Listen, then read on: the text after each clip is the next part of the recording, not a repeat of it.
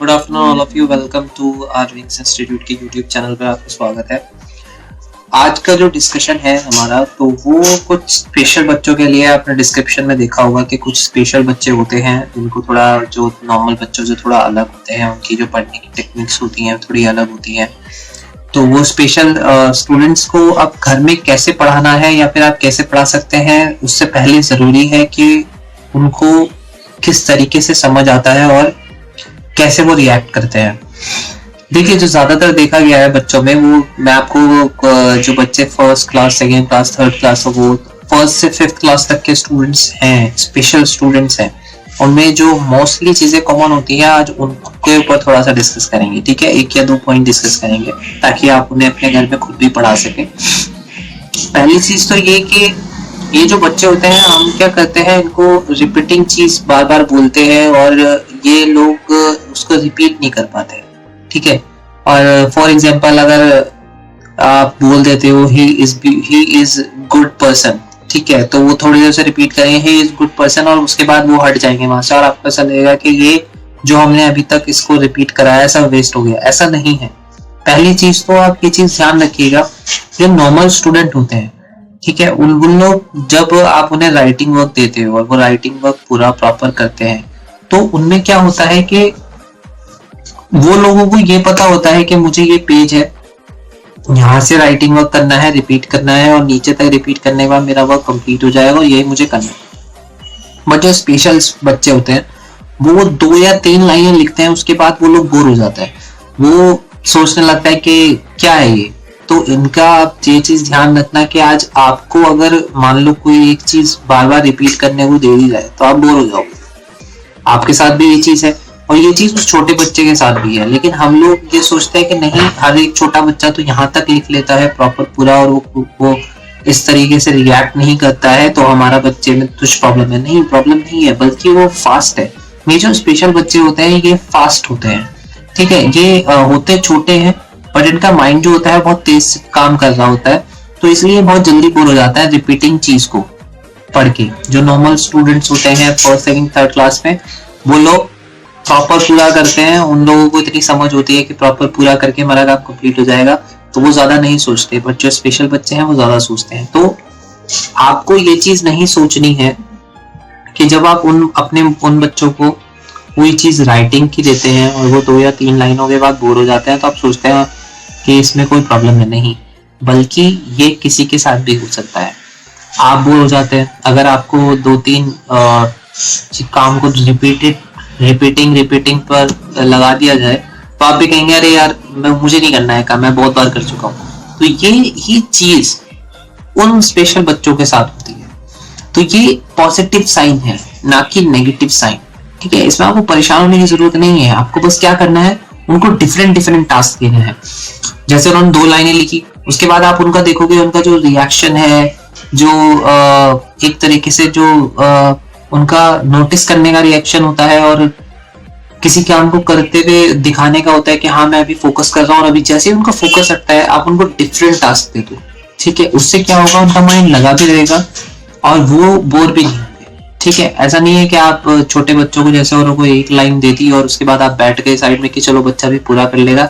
इन बच्चों के साथ ऐसा नहीं होता है। ठीक है, इन बच्चों पे इसीलिए ज्यादा फोकस दिया जाता है बिकॉज ये लोग क्या होते हैं, बोर हो जाते हैं। ठीक है, तो दूसरी चीज आपको क्या करनी है, दूसरी चीज आपको करना है कि जो बच्चे हैं आपके, जो स्पेशल बच्चे हैं, इनको आपको बार बार डिफरेंट चीजें पूछनी है। जैसे फॉर एग्जांपल आप कई बार पूछते हो माय नेम इज, उसको बच्चे को पता होता है माय नेम इज दिस। ठीक है, बट अगर आप उसे बार बार पूछते हैं what is your name, what is your name, तो बोर हो जाता है क्योंकि उसे पता चल जाता है रिपीटिंग पूछ रहा है और रिपीटिंग का उनका मन नहीं करता, तो इसलिए वो आंसर नहीं देते। तो आपको डिफरेंट चीजें पूछनी है। फॉर एग्जांपल आप अपने बच्चे को याद दिलाते हो कि वो किस एरिया में रहता है।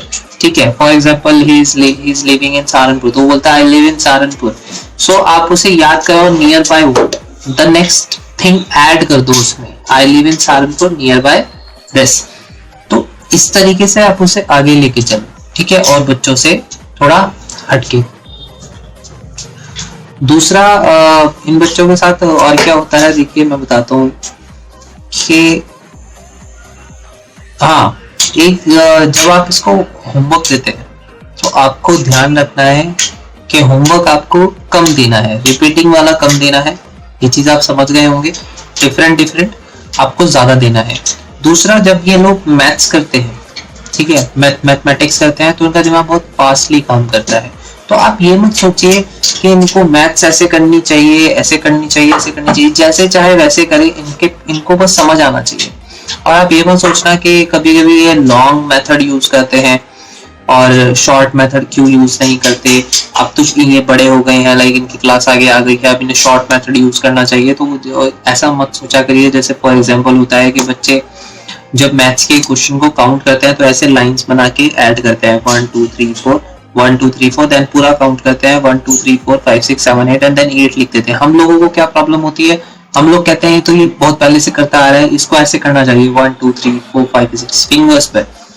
देखिए, इसमें आपको पढ़ने की बिल्कुल जरूरत नहीं है। कुछ बच्चा खुद ही सीख लेगा। जब ये थोड़ा बड़ा होगा तो ये ऑटोमेटिकली अपने आप ही इन चीजों को ले लेगा कि ये ऐसे कर रहे हैं तो मेरे को भी ऐसे करना है। तो आपको जैसे वो कर रहा है उसको करने देना है। आजकल स्पेशल बच्चों की बात कर रहा हूँ, वो जैसे भी सही कर रहा है, इनफ है। आपको उसको बिल्कुल भी आपको उसको माइंड को प्रेशराइज नहीं करना है। बिकॉज जैसे आपको कोई माइंड, आपका जो माइंड है उसको कोई प्रेशर नहीं कर सकता, इसी तरह उस बच्चे का माइंड है, प्रेशर नहीं करना है, अदरवाइज वो सब चीज से हट जाएगा। ठीक है।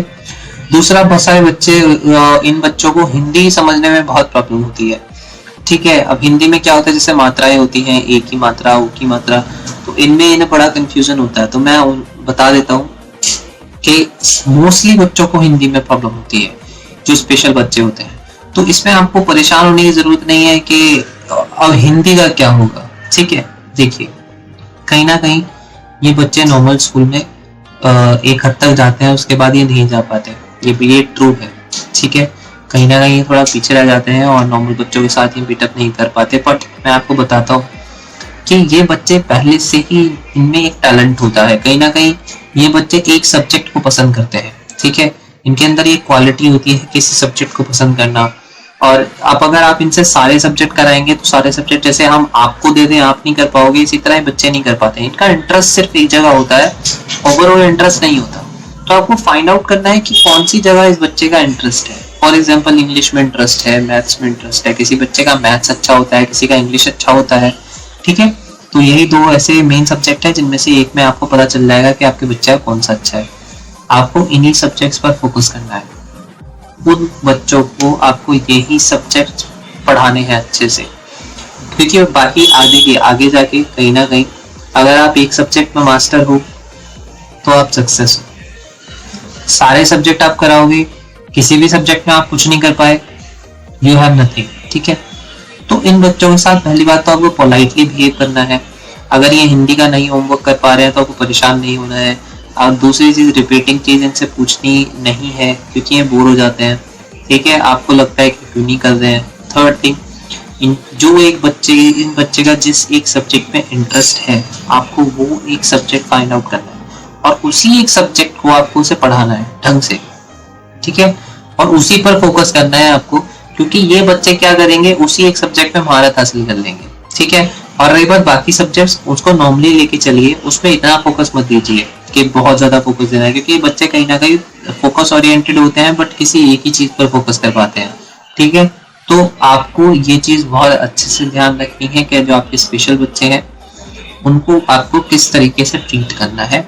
उनको आपको नॉर्मल बच्चों से कंपेयर नहीं करना है, वो नॉर्मल बच्चों से आगे हैं और उनको माइंड को आपको वहीं तक रीड करना है कि वो कितना आगे है। ठीक है।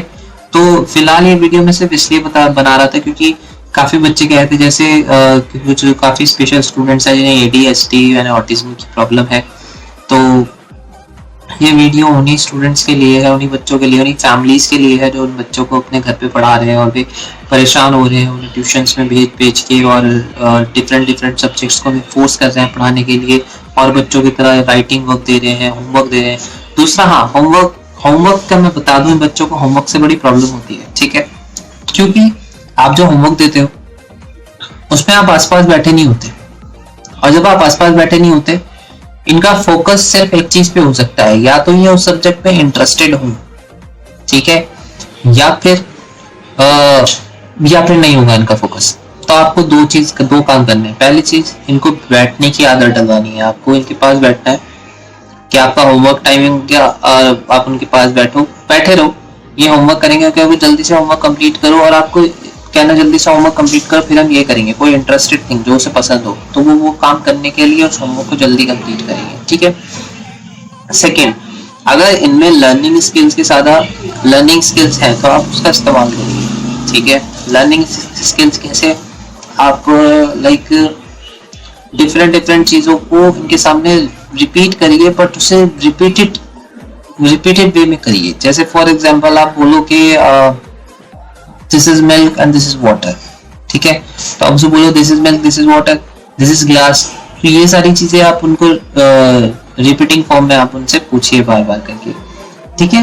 तो ये सारी चीज आपको इन बच्चों के साथ करनी है। हाँ, मैं क्या कह रहा था, इनको बैठने की आदत डलवानी है आपको, तो ये बैठेंगे तो फिर ये होमवर्क करेंगे, इनको लालच देना है। दूसरी चीज, जब इनको बैठने की आदत हो जाएगी तो उसके बाद आपको कोई प्रॉब्लम नहीं होगी। स्टार्टिंग में जब ये होमवर्क कर रहे होंगे तो ये इधर उधर ध्यान देंगे, तो आपको परेशान नहीं हो रहा है कि कहीं के बच्चा इधर उधर क्यों ध्यान दे रहा है, तो समझ जाना है इस चीज से बोर हो गया, ठीक है। अभी ये वाला काम नहीं करेगा तो आपको क्या करना है, वो कॉपी हटा देनी है, दूसरी कॉपी रख देनी है। थोड़ी देर ये दूसरी कॉपी पे फोकस करेंगे, चाहे 2 लाइन का काम करे, उसके बाद बोर हो जाए आप हटा दो। इस तरह क्या होगी, इनकी एबिलिटी इंक्रीज हो जाएगी। फिर क्या होगा कि आप वो कॉपी जब ये 3 लाइन लिखेंगे उसके बाद हटाओगे, फिर कुछ दिनों बाद क्या होगा, जब ये 4 लाइन लिखेंगे तब हटाओगे, 5 लाइन लिखेंगे तब हटाओगे। इनकी हैबिट बन जाएगी। लेकिन ऐसा नहीं है कि मान लो इनका ध्यान हट गया और आप कह रहे हो नहीं करो, ये पूरा करो, ये भी करो, तो ये चीज आपको इन स्टूडेंट्स के साथ नहीं करनी है, ठीक है। और रही बात, ये सारे जो मैं आपको बता रहा हूँ इसलिए बता रहा हूँ बिकॉज ये चीजें मोस्टली फैमिलीज करती हैं, ठीक है, अपने उन स्पेशल बच्चों के साथ। तो ये चीज आपको नहीं करनी है जिन बच्चों को ये सब प्रॉब्लम्स हैं, ऑटिज्म की, ADHD की, और भी कुछ डिसऑर्डर्स होते हैं, छोटे छोटे से डिसऑर्डर होते हैं, ज्यादा बड़े नहीं होते, और ये इजीली कवर हो जाता है, ठीक है। तो ये चीज आप घर पर करिएगा लॉकडाउन पीरियड में, अगर वो कहीं जा नहीं पा रहे हैं। अदरवाइज अगर आपको होम ट्यूटर बुक करना है तो आप हमारे विंग्स इंस्टीट्यूट की वेबसाइट पर जाकर होम ट्यूटर बुक कर सकते हैं, या फिर हमारी हेल्पलाइन नंबर 7017491532 पर इन बच्चों के लिए कॉल कर सकते हैं। हमारे यहाँ पर इस तरीके के स्पेशल बच्चों को 50% का जो मेन चार्जेस होता है उससे ऑफ मिलता है, ठीक है। और हमारा कोई भी ट्यूटर आपके घर पर आके उन्हें पढ़ाएगा और आपको सिखाएगा कि इन्हें पढ़ाना कैसे है। अगर आप ट्रेनिंग लेना चाहते हैं तो कुछ महीने आप जब वो आके पढ़ाएंगे आप ट्रेनिंग ले सकते हैं। अगर उसके बाद हमें लगता है कि आप अपने बच्चे को खुद भी पढ़ा सकते हैं, बस आपको थोड़ा तरीका पता करना था, तो आप उसके बाद हमारे होम ट्यूटर को का जो पैक है वो आप अनसब्सक्राइब कर सकते हैं, और बाद में आप अपने बच्चे को खुद भी पढ़ा सकते हैं। तो अपने बच्चे को अच्छे से पढ़ाइए, उसको समझिए, उसे फोर्स मत करिए किसी चीज के लिए। अगर वो इन सब चीजों में है तो कहीं ना कहीं उसके माइंड को आप समझेंगे तो आप उसे बेटर तरीके से लेके जा पाएंगे। तो thank you so much and stay safe, stay home. और यहाँ पर जो मतलब इस लोग इस महामारी में शिकार हुए हैं उसके लिए प्रे करिए कि वो ठीक हो जाए। हमारी हर एक जो हेल्पर है उनके लिए प्रे कीजिए, और अपने घर पर रहिए, हाथ बार धोते रहिए, और जल्दी प्रे करिए कि इस महामारी से हम निकल जाए, ठीक है। Okay, thank you so much, thank you.